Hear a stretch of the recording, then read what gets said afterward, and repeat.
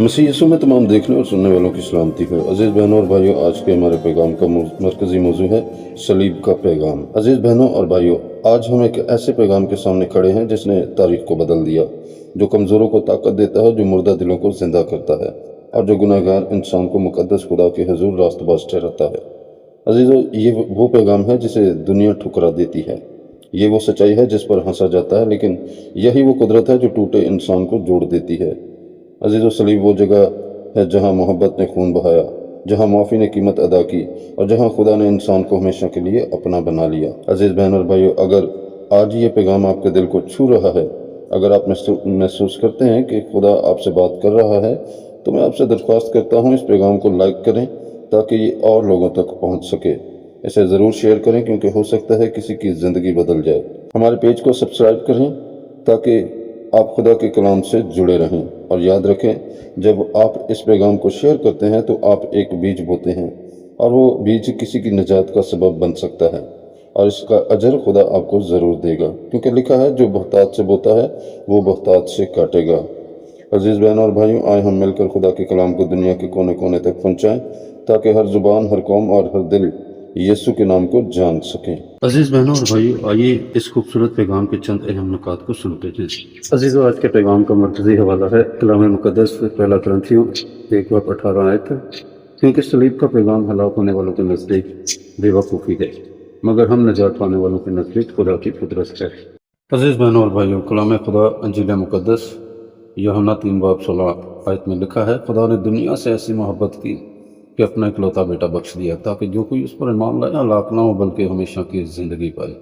अजीज़ बहनों और भाइयों, मोहब्बत की इससे बड़ी मिसाल दुनिया में आज तक मौजूद नहीं है कि पूरी दुनिया के लिए किसी ने अपनी जान कुर्बान की हो, और ना ही किसी ने पूरी दुनिया के वास्ते अपना बेटा कुर्बान किया हो। नंबर 1, सलीब, खुदा की मोहब्बत का सबसे बड़ा इजहार।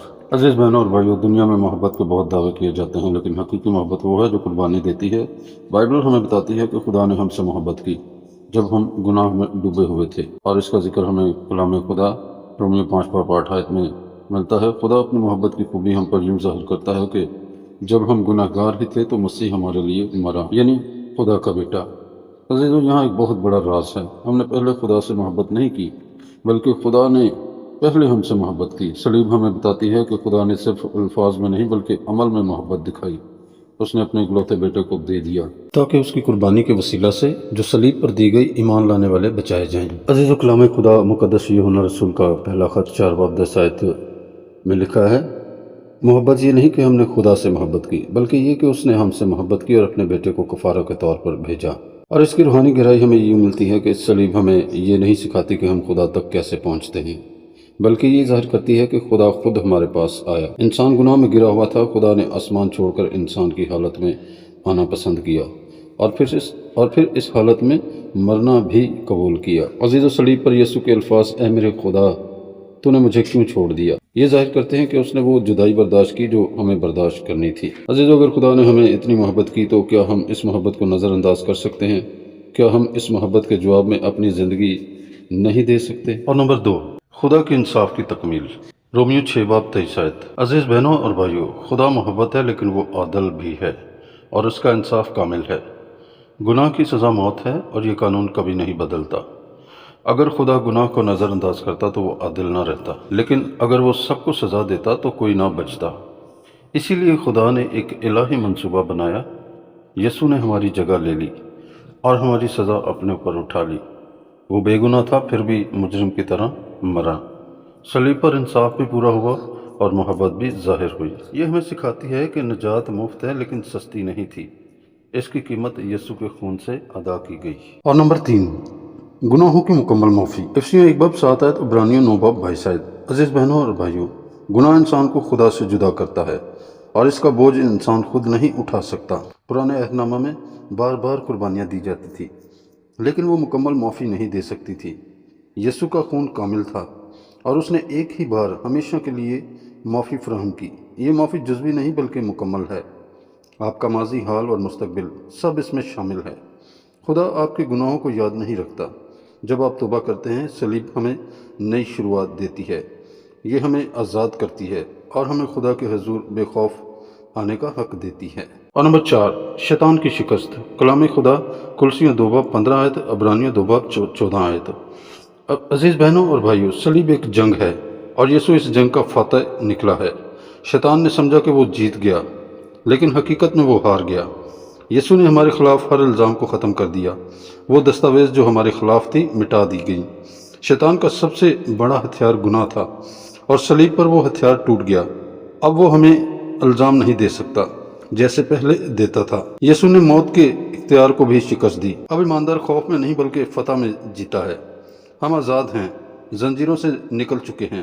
یہ فتح ہمیں اختیار دیتی ہے کہ ہم گناہ پر غالب آئیں۔ اور نمبر 5، حقیقی بادشاہی کا تخت۔ کلام خدا فلپیوں 2 باب 8 سے 11 آیت۔ عزیز بہنوں اور بھائیوں، دنیا نے صلیب کو ذلت سمجھا، لیکن خدا نے اسے جلال بنایا۔ یسوع نے اپنے آپ کو خالی کیا اور عاجزی میں صلیب تک گیا۔ اس نے طاقت کے ذریعے نہیں بلکہ محبت کے ذریعے حکومت کی۔ یہ بادشاہی دنیاوی اصولوں سے مختلف ہے۔ جہاں دنیا میں بڑا وہ ہے جو اونچا ہو، وہاں خدا کی نظر میں بڑا وہ ہے جو جھکتا ہے۔ صلیب یسوع کا تخت تھا جہاں اس نے اپنی بادشاہی قائم کی اور خدا نے اسے سب ناموں سے اعلیٰ نام بخشا۔ یہ ہمیں سکھاتا ہے کہ عاجزی ہی حقیقی عظمت ہے۔ اور نمبر 6، نئی زندگی کا دروازہ۔ کلام خدا 2 کرنتھیوں 5 باب 17 آیت اور رومیو 6 باب 4 آیت۔ عزیز بہنوں اور بھائیوں، صلیب صرف معافی نہیں بلکہ تبدیلی ہے۔ جب ہم مسیح کو قبول کرتے ہیں، ہم پرانا انسان نہیں رہتے۔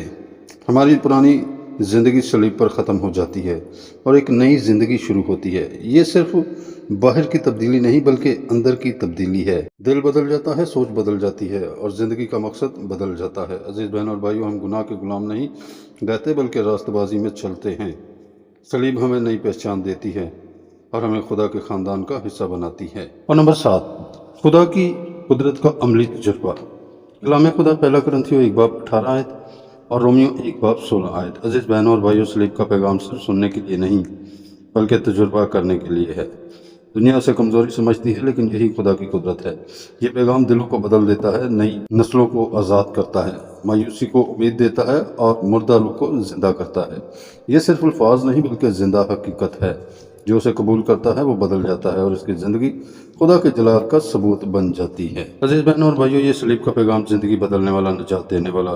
اگر آج یہ پیغام آپ کے دل کو چھو گیا ہے تو میں آپ سے درخواست کرتا ہوں، اس پیغام کو لائک کریں، اسے دوسروں تک شیئر کریں اور پیج کو فالو سبسکرائب کریں، کیونکہ اس کا آپ کا ایک شیئر کسی کی ابدی زندگی بدل سکتا ہے۔ آئے ہم سب مل کر خدا کے کلام کو دنیا کے کونے کونے تک پہنچائیں۔